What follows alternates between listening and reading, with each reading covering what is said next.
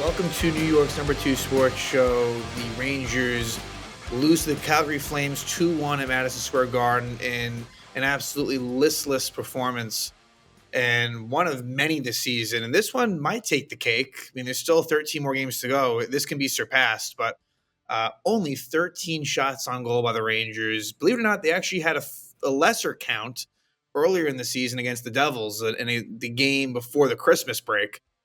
This one, they're outshot 35-13, and it combined 84 shots to 42 in the two Calgary games combined with the one in Calgary in November, a game in which they allowed 49 shots.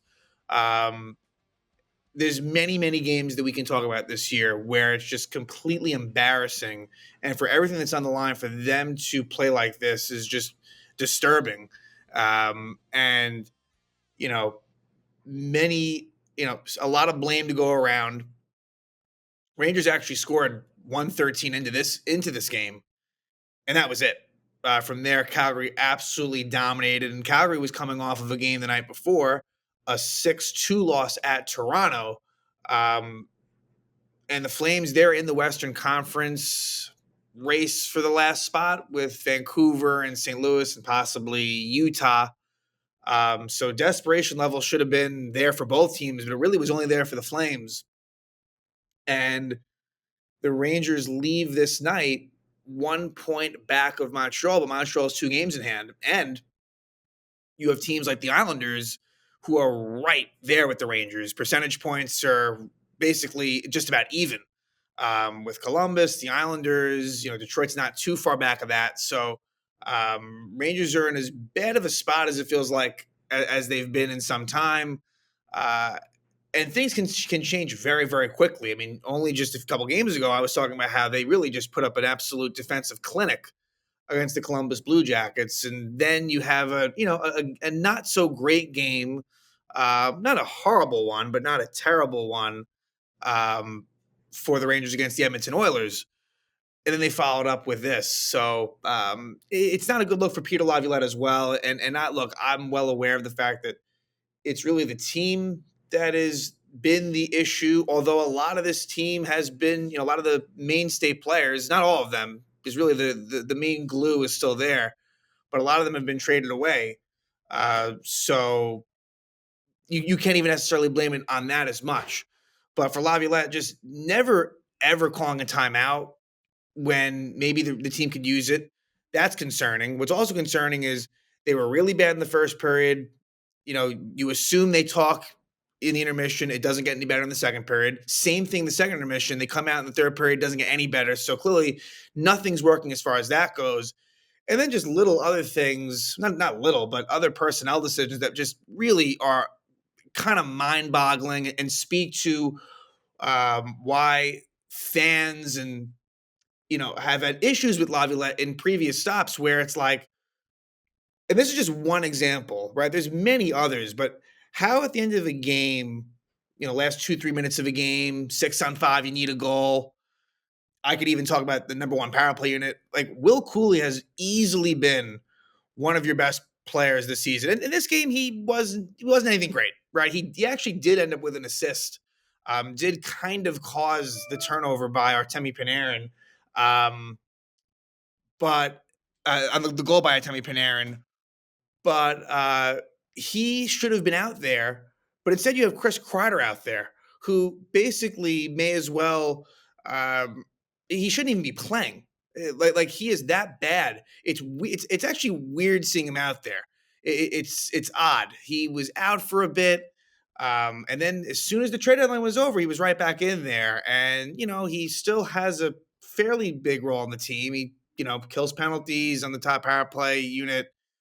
He's not in the top 6 anymore, but again, that's where like Laviolette deferring to the veterans. We need to stop with that.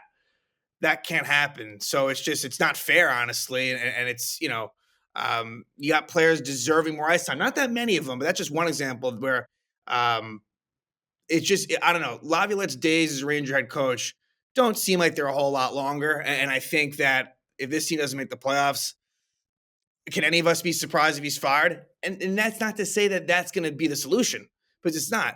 you could go down that well when Gerard Gallant was fired at that time. Um, and then they went to Peter Laviolette. There was still enough time within, the age of the team and where they were okay, that could be the one switch. It's well beyond that, right? So that's just part of the problem. They need wholesale changes. Um, and Igor Shesterkin was magnificent in this game. Just this could have been so much worse than 2-1. I mean, Calgary was having grade A chance after grade A chance. And he was doing everything he could to keep them in it, and they're going to continue to lean on him the rest of the way. And it's the only reason why they would have any chance of even winning a playoff. Like if they somehow got to the playoffs, which right now it's hard to, if I had to guess, you're going to say no right now. Again, that could change, with a couple more games. But he's capable of winning games single handedly. But that's just about it, really. The ceiling of this team is not very high. But the lineup, there was one lineup change and one that wasn't that surprising based on the fact that Brendan Othman made that bad turnover that led to the winning goal by Edmonton. He was a healthy scratch. And so Juuso Parssinen, who doesn't inspire really any bit of confidence, he was in there. They put him on a line with Kreider and Carrick. I don't believe his ice time was much. I don't believe he played much at all in the third period. He played 7 minutes and 44 seconds, but actually that wasn't even the least of it. Brett Berard, 6 minutes and 21 seconds and only 10 shifts. Matt Rempe, 7:29. The fourth line was comprised of Berard, Brodzinski, and Brodzinski was basically moved up by the end. He kind of got third line shifts, and Rempe. Those are the three. And another situation where Matt Rempe takes a penalty that ends up being costly. And there's that question of whether the calls are legitimate, but this one was certainly not as bad, not nearly as bad of a call as maybe some of the more recent ones. If it's a different player, do they maybe let it go? Possibly, but he did elbow the guy. He is a lot taller than the player, but he needs to really, really keep it in check as best as he can. And you can tell that he's trying in some ways to not be penalized for certain things, but it's happening a lot and it is costing the Rangers. Just so happens to be that his penalties are the ones that are leading to power play goals against. The defense was the same. Don't be surprised now if Laviolette thinks, okay, now I'm going to put in Soucy or Dahan next game. To me, that's not going to fix anything, right? Like, I don't think that's an answer that's going to make them better. That wasn't the problem, right? And so if Zach Jones is taken out, like, I honestly would probably just leave it alone at this point. But it's a very underwhelming. You look at this roster, it's pretty underwhelming. It should be doing better than it's been, but it's a very mediocre group. And the only reason why they even have a chance is because, look at the competition the Rangers are really going up against for this spot. You have the Montreal Canadiens who were pretty much an afterthought and got off to a really, really bad start. The fact that they're right now kind of in the driver's seat for that last spot speaks volumes. The Rangers are going against teams. The New York Islanders traded away Brock Nelson. Columbus Blue Jackets, that's another story where they sadly lose Johnny Gaudreau. He passes away in the offseason, and now it's a bit of a rallying cry, but that's not a good roster. It's a team that might get better at some point, but the Rangers, it's like being gifted time and time again. They are basically being, it's even though Rangers have been playing really very average hockey for a while now, it's basically been in their control, by and large, for them to get in, and they just can't take advantage of that opportunity. And so now another home loss. Their play at Madison Square Garden has been brutal. Now sitting at exactly 16-16-3. That is very problematic. That is a bad, bad home record. You look at that compared to everyone else, that is it is worse. The only team in the East that has a worse home record is the Flyers at 16-19-1. And that was something that in the Rangers winning the President's Trophy last year, they were excellent at home. Really, really good. And the problem is you have, 2 more games at home coming up here against Toronto and Vancouver. So not going to get any better. And the Rangers sitting at a -1 goal differential. Sounds about right. This is a very, very mediocre team that is completely inconsistent game to game, period to period. So as I alluded to before, and before I say that, Calgary had their backup in, and he didn't need to do anything. Dan Vladar, who is the Calgary Flames backup goalie, he was in net. And what's kind of funny is normally when a goalie gives up only one goal, a lot of the times they'll be one of the 3 stars of the game. He wasn't, and that was the right call. He only made 12 saves. So he was in net for Calgary. So the goalie matchup on paper was major advantage Rangers, but it didn't matter. But 113 in, Panarin scores his 30th goal of the season from Vakanainen and Cooley. So make it another 30-goal season for Panarin. And it's a 10-game point streak for him as well. So he has been producing lately, right? It's not one of those things. And look, and he's been frustrating along the way, but it's hard to really criticize him and single him out when he's been one of the few players that has been getting some things done. Has it been an underwhelming Panarin season? Yes, it has been. He really in that middle part there before this recent stretch really was struggling, and was a big reason as to why the Rangers haven't been in a comfortable position for a long time now. So it was a play where Mackenzie Weegar really fucked up badly. Not only does he turn the puck over, and this was where Will Cooley deflects the puck in the neutral zone, and it goes to the stick of Urho Vakanainen. Then he finds Panarin, and what happens is Weegar slips. So not only does he turn it over, but he falls down, so it becomes a 2-on-1. Panarin has the puck, Trocheck's to his right, and Panarin decides to fire it, and it goes in to give the Rangers a 1-0 lead. And you know what? In some ways, this almost ends up being a bad thing for the Rangers, because I think they felt like, okay, we can kind of go into cruise control. This is going to be a game where we can take this.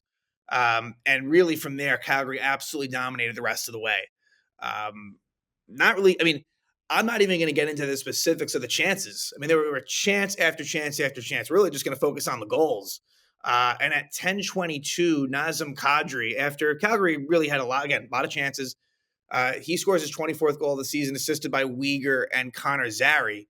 And this was a play where I believe it was Zary intentionally shoots it off the backboard, and it takes a carom where Weegar is able to get in front, takes a shot. The initial shot is stopped by Shesterkin, but then Kadri is able to bury home the rebound, and Trocheck was facing Igor, as was Panarin. So not a whole lot of defense to speak of there.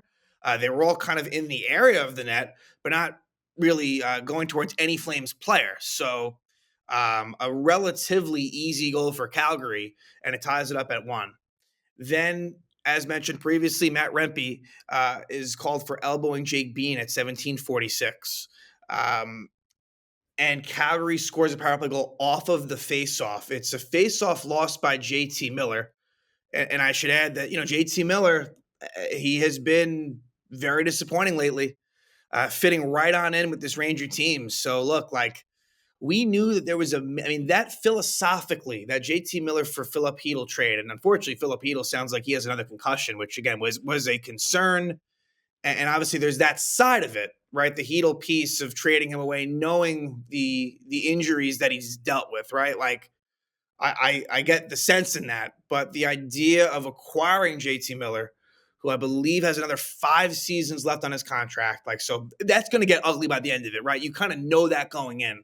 And while I like Miller's when he's on, his north-south style, there's a blend of skill and physicality and a versatile player, right? I like him, but for where this Ranger team is, I didn't really think it was the right thing at the time. I think this Ranger team needs to really start to think a little bit younger, and get more young skill in here. This core is getting older and older. Now you're adding JT Miller into the mix. Again, a conversation for another day, but he's had his struggles lately. So he loses the faceoff to Matt Coronado.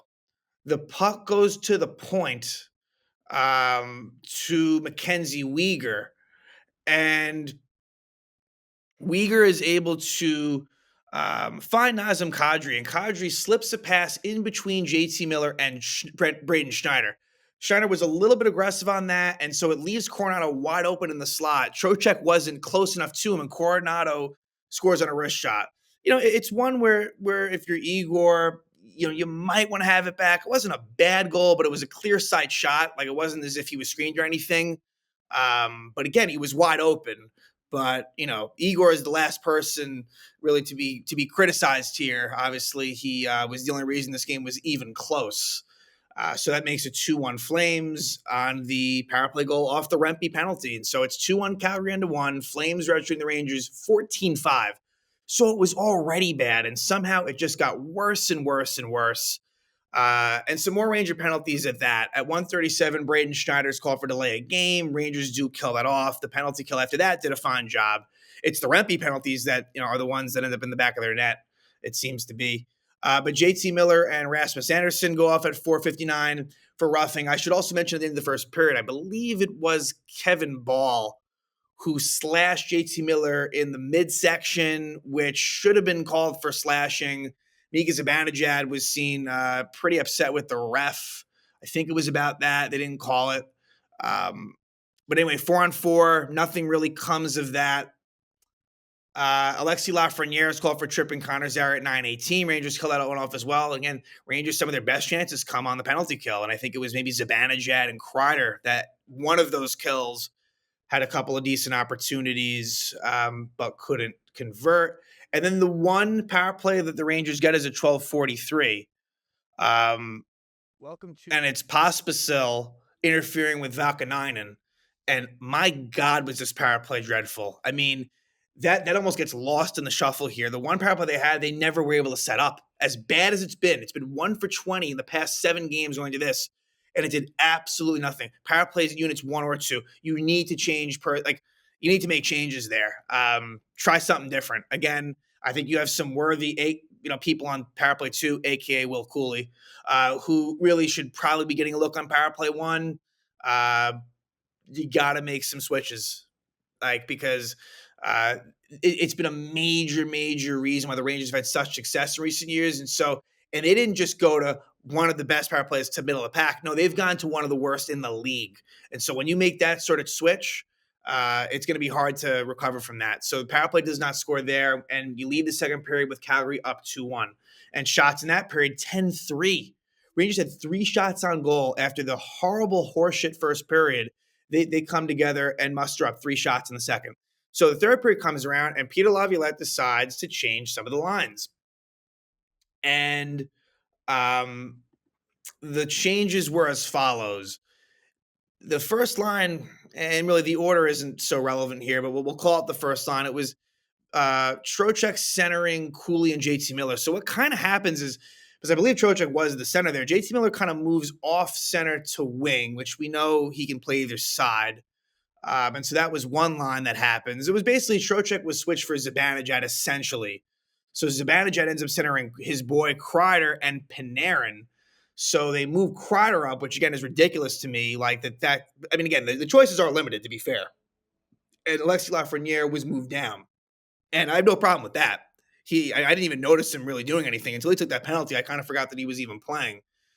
So it was Carrick centering Lafreniere and Brodzinski mainly. So they moved Brodzinski up, and the fourth line saw a very minimal time. Again, I don't even remember seeing Parson on much. There was a couple of shifts for Berard and Rempe, but they basically cut it down to like 2 or 3 lines. And the third period was just as bad. Outshot 11-5. Many times Calgary could have made it 3-1, but Shesterkin made great saves.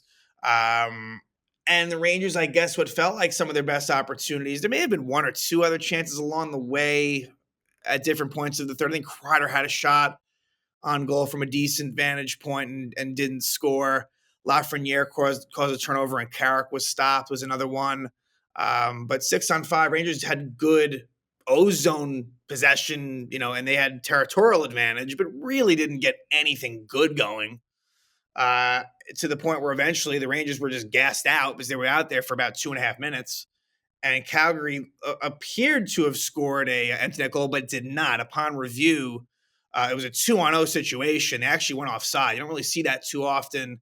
And so after that is called, there was maybe 11, 12 seconds left, but the Rangers just weren't able to do anything. And so the Flames win 2-1, have shooting the Rangers 35-13 at Madison Square Garden. You just don't see stuff like this often. This Ranger team finds new ways to lose in very, very embarrassing fashion. And this is just another one. And it's games like this that really just, it kind of sucks the life out of you as a fan. Even as bad as this year has been, you still, and look, honestly, I think there probably is a certain part of the fan base that doesn't mind this. And the problem is, as far as the draft pick is concerned, is you're kind of torn on what's better with the JT Miller trade. Is you're either getting rid of to Pittsburgh, by the way, that pick ends up going to a divisional team in the Penguins. If the Rangers finish in one of the worst 13 spots, picks 1 through 13, that pick stays this year. If the Rangers finish 14th worst, so if the Rangers basically just barely miss the playoffs or make it, then they'll lose their draft pick this year. I kind of felt as if it might be better just to lose it this year. But, again, it's not an easy call. But because you just don't know, next year's isn't protected. So the concern I have is that, okay, you keep that pick this year at, let's say, maybe pick 11, 12, 13, something like that, which is good, which is solid. The next year, what if you're worse next year? What if somehow you're giving up a pick that's much, much worse to the Pittsburgh Penguins as well, I might add. So you can't even really go to that where it's like, okay, like maybe losing is good in the draft sense. Not necessarily. So we'll see what comes of these last 13 games. Again, 2 more games on this homestand. Expect to continue to see Shesterkin. The Rangers will face the Toronto Maple Leafs, and they as well will be coming off of it'll be the second game for them on a back-to-back. They're home against Colorado the night before. So who knows what that brings? Again, you'd like to think that that's an advantage, but not really. Like it certainly wasn't in this case. And I think based on the fact that Calgary got truly, truly beat badly by the Maple Leafs, I don't think that boded well for the Rangers. It's still no excuse either way. But again, it's another loss for the Rangers. They are now out of a playoff spot. In my mind, they really weren't even. I mean, they weren't even there based on points percentage. So, but now they're not there on points percentage or points. They are now 1 point back of Montreal, and the Canadiens have 2 games in hand. The Rangers need a quick response on Thursday night against the Toronto Maple Leafs, coming off of an embarrassing listless loss to the Calgary Flames by a score of 2-1.